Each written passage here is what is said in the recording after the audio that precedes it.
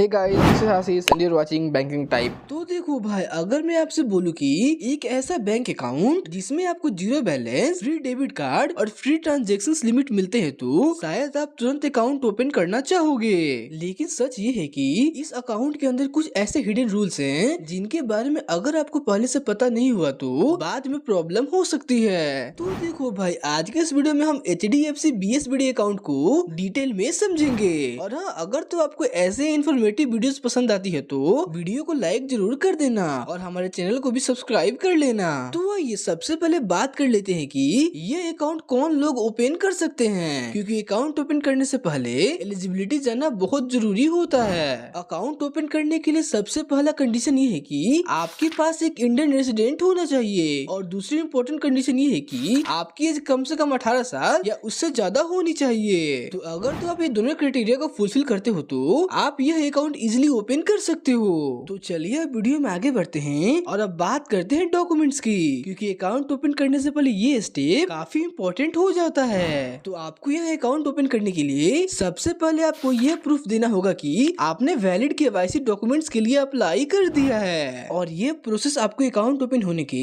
12 month के अंदर ही complete करना होता है। तो चलिए इसको सिंपल लैंग्वेज में एक्सप्लेन कर देता हूँ। अब मान लीजिए अगर आपके पास आधार या पैन अवेलेबल नहीं है तो आप उनके एप्लीकेशन प्रूफ के बेसिस पर अकाउंट ओपन कर सकते हो, लेकिन आपको 12 मंथ्स के अंदर ही अपना ओरिजिनल KYC कंप्लीट करना जरूरी होता है। यानी आपको अपना आधार कार्ड और पैन कार्ड सबमिट करना ही होगा। लेकिन अगर तो आपने ये कंप्लीट नहीं किया तो अकाउंट पर रिस्ट्रिक्शंस भी लग सकती है। और जब आपका KYC कंप्लीट हो जाता है तब आपको ये एक्चुअल डॉक्यूमेंट सबमिट करने होते हैं, जैसे कि आधार कार्ड, पैन कार्ड और एक पासपोर्ट साइज फोटो भी। इसके अलावा आपके पास एक एक्टिव मोबाइल नंबर भी होना चाहिए। तो देखा जाए तो डॉक्यूमेंट्स का प्रोसेस काफी सिंपल रखा गया है। तो चलिए अब बात करते हैं सबसे इम्पोर्टेंट चीज की, इस अकाउंट के फीचर्स और बेनिफिट्स के बारे में। आपको यहाँ सबसे पहला फीचर जीरो बैलेंस अकाउंट का देखने को मिलता है। इट मीन्स आपको कोई भी मिनिमम बैलेंस मेंटेन करने की टेंशन नहीं होगी। इसी के साथ आपको यहाँ पर life time free debit card देखने को मिलता है, यानी इसके लिए भी आपको कोई एनुअल चार्ज नहीं देना पड़ता है। साथ ही आपको ईमेल स्टेटमेंट्स और बिल पेमेंट जैसे फीचर्स भी बिल्कुल फ्री में देखने को मिलते हैं। इसके अलावा हर साल आपको 10 चेकलिस्ट भी फ्री देखने को मिलते हैं। और जो सबसे इम्पोर्टेंट होता है ट्रांजैक्शंस, यहाँ पर आपको NEFT, RTGS और IMPS जैसे ऑनलाइन ट्रांजैक्शंस बिल्कुल फ्री में देखने को मिलते हैं। इसके अलावा आपको फ्री पासबुक भी मिलती है और अगर तो आप लॉकर लेना चाहते हो तो वो फैसिलिटी भी यहाँ आपको मिल जाती है। और साथ ही अगर तो आप डेबिट कार्ड से शॉपिंग करते हो तो आपको यहाँ 5% तक कैशबैक भी मिल सकता है पेज ऐप और स्मार्ट बाई के थ्रू।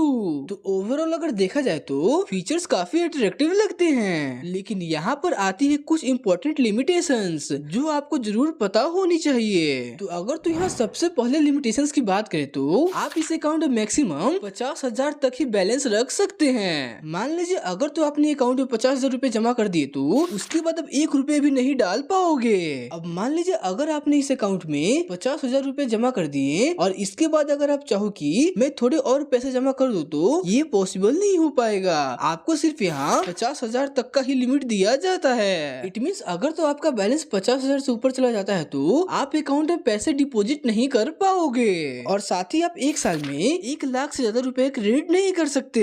इसके अलावा आपकी मंथली विड्रॉल लिमिट यहाँ 10,000 तक ही होती है। मतलब अगर आप इससे ज्यादा पैसा निकालना चाहते हैं तो वो अलाउड नहीं होगा।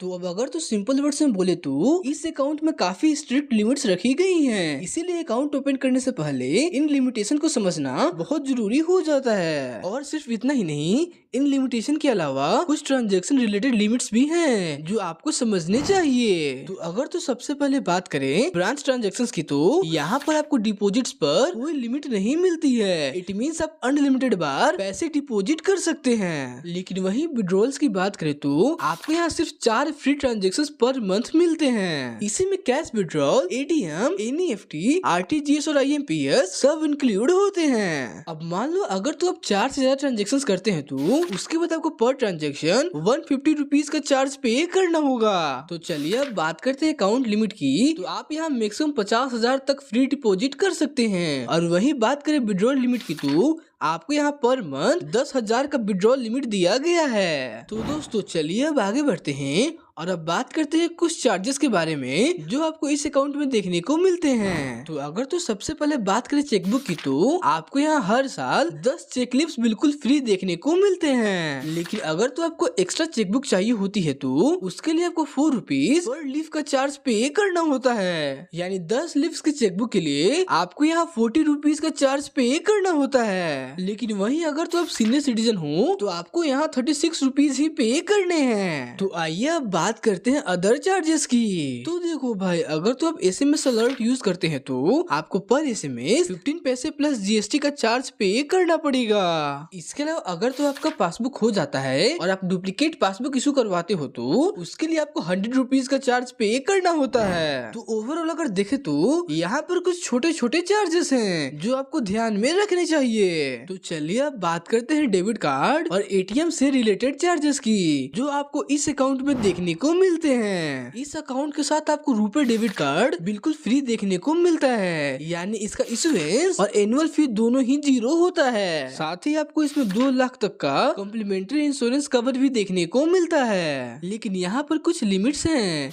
आपको यहाँ डेली परचेस लिमिट 10,000 की ही दी जाती है और वही अगर बात करें डेली विड्रॉल लिमिट की तो यहाँ पर ये 10,000 ही रखा गया है। तो आइए अब बात करते हैं ATM ट्रांजैक्शंस की। तो आपको यहाँ 4 फ्री ATM विड्रॉल्स मिलते हैं जिसमें कि फाइनेंशियल और नॉन फाइनेंशियल ट्रांजैक्शंस दोनों ही इंक्लूड होते हैं। और अब यहाँ आप में से बहुत से लोग सोच रहे होंगे कि ये फाइनेंशियल ट्रांजैक्शन और नॉन फाइनेंशियल ट्रांजैक्शंस क्या होता है। तो चलिए उसको भी सिंपल लैंग्वेज में क्लियर कर देता हूँ। फाइनेंशियल ट्रांजैक्शंस वो होता है जैसे कि आप ATM में जाके कैश विड्रॉ करते हो, वो आता है फाइनेंशियल ट्रांजैक्शंस में। और वहीं अगर तो आप ATM में जाकर बैलेंस इंक्वायरी करते हो, मिनी स्टेटमेंट निकालते हो या पिन जनरेट करते हो, वो आता है नॉन फाइनेंशियल ट्रांजैक्शंस में। अब मान लो अगर तो आपने फ्री लिमिट क्रॉस कर दिया और उसके बाद भी आप ट्रांजैक्शंस करते हैं तो उसके बाद आपको पर ट्रांजैक्शन 23 रुपीज प्लस टैक्सेस का चार्ज पे करना होगा हर फाइनेंशियल ट्रांजैक्शंस के लिए। इसके अलावा अगर तो आप नॉन फाइनेंशियल ट्रांजैक्शंस करते हैं किसी दूसरे बैंक के ATM पर तो आपको यहाँ पर ट्रांजैक्शन 8.5 रुपीज प्लस टैक्सेस का चार्ज पे